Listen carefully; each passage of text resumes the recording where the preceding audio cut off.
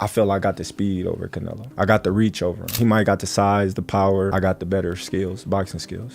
Terence Crawford. I mean, skill-wise, I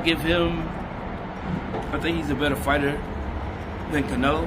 With Crawford going up, I believe he can put a beating on anybody 154, 160.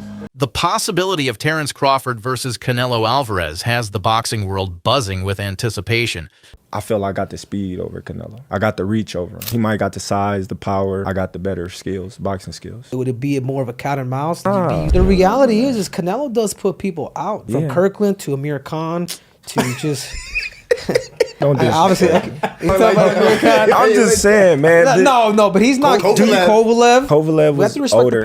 He does. Don't get me wrong. He does have a lot of power, but all those guys that you name is not as skillful as me. I'm sorry. No disrespect to none of those fighters. The skill level is not there. So how do you see a fight with Canelo going? It's a tough fight. Canelo is a great fighter. Like, I always had respect for Canelo, but I just believe in my skills. The fact that people doubt me, it just fueled me even more. Try to get the fight even more. And I'm watching them, I'm like, man, I can beat this dude. I've been fighting people bigger than me all my life, and I always came out on top. You gonna get hit. It's a fight. He gonna get hit too.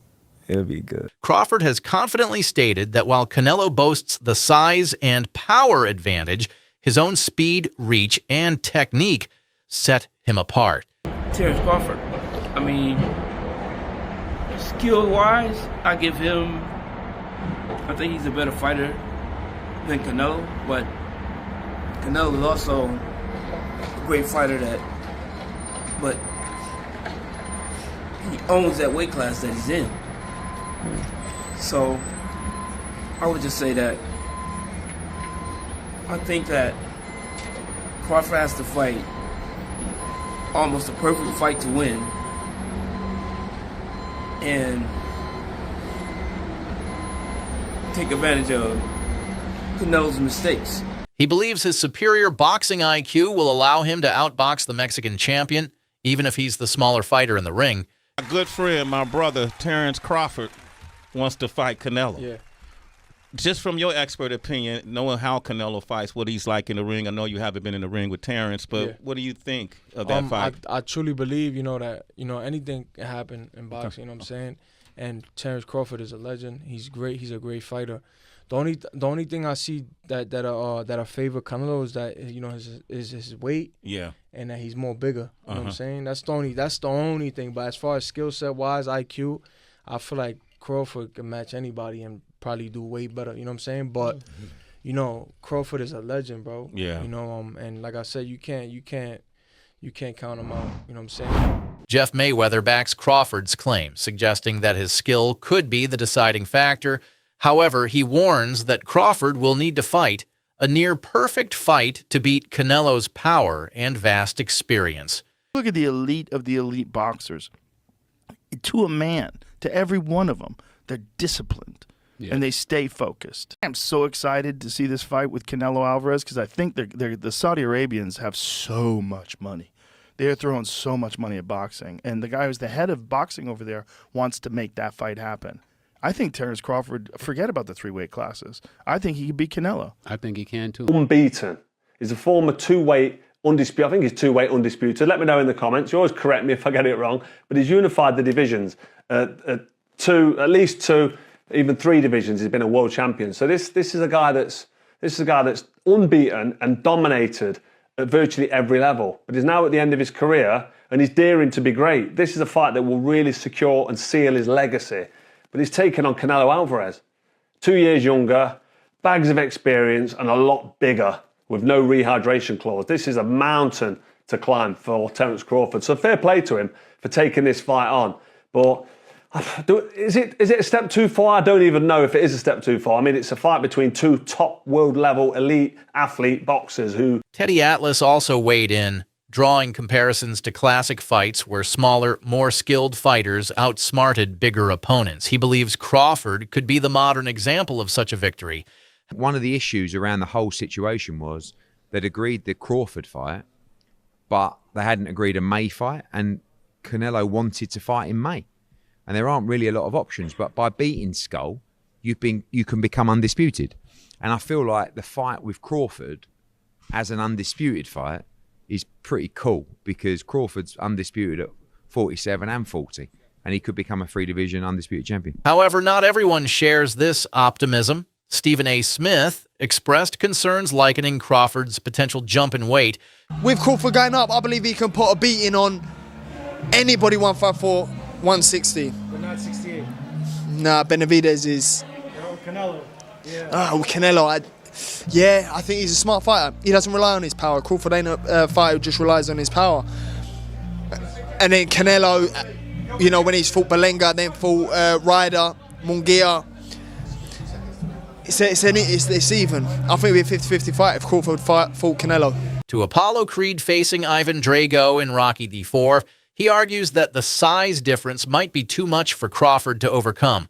Believe we had the Crawford. It looked like we had the Crawford. We were talking about that. Can a really great small guy beat a really good big guy? You know, we were getting into that mind frame again. Some people were saying, "Oh, Canelo's too big. Forget it." But we were getting into the right mind frame, the right with this great sweet science, with this sport that goes back longer than any other sport in the world, where catch weights used to be in the 20s to 30. Little guys beat big guys, and it wasn't that unusual. So we were starting to get into that frame of thinking.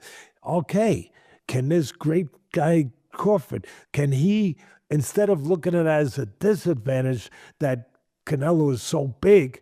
Carl Frock also raised an important point about the lack of a rehydration clause, meaning Canelo could enter the ring significantly heavier, amplifying his physical advantage. The analogy he used was powerful.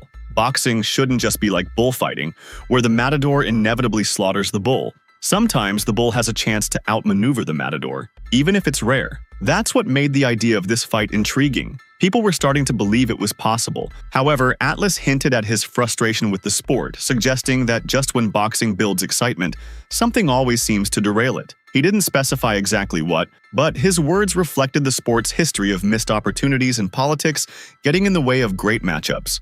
That maybe he'd be too smart, too slick, too quick, you know what I mean? Too special in those areas, not to allow Canelo to use his size and his counterpunching and everything else. And that's what the sweet science is about. You know, it's not supposed to be just about, letting a bull run out into the bull ring and then wait until the matador puts a spear in. It's supposed to be about the bull actually having a chance to outslick the matador, which don't happen too often. So now we were starting to get into interesting grounds. Okay, people were buying into it. Yeah, okay. Ultimately, this fight isn't just about power. Both guys are aging, and you never know. You never know when they're going to show their age. So it could be either one of them that does that. But I mean, I just lean toward Crawford because I just see dude has so many skills. And I mean, I just see that him possibly winning the fight by decision, but could also lose a close decision. It's about who can best execute their strategy and control the pace of the fight. Let me tell you what I think should be gone. The notion that Terence Bud Crawford should move up 3 weight classes in 21 pounds to fight Canelo Alvarez. He's entirely too small. Jermell Charlo already proved that. Y'all remember that scene from Rocky? Remember that scene from Rocky 2? When Carl Weathers was Apollo Creed and his trainer was like, can I be honest? I saw you beat this man within an inch of his life. And he kept coming. He wouldn't go away. He's wrong for us, baby. He's wrong. Let it go. Apollo couldn't do it and lost fight number 2. Trained him for Rocky 3 and then got killed in Rocky 4 by Drago because he couldn't let it go. Bud Crawford needs to let it go. Too small. Crawford will need to rely on his boxing intelligence to overcome Canelo's size and strength. Weight divisions, 2 or 3 weight divisions, for me, it's a big issue. He's not a bigger man. I mean, he's 37 years old. Canelo's 35. They're both sort of at the end of their careers. Crawford, I'm not going to say he's old, so that's going to be a major problem, because as you're older, you do want to step up the weight divisions because it's harder to take weight off. Neither of these guys are taking weight off, so that's not an issue.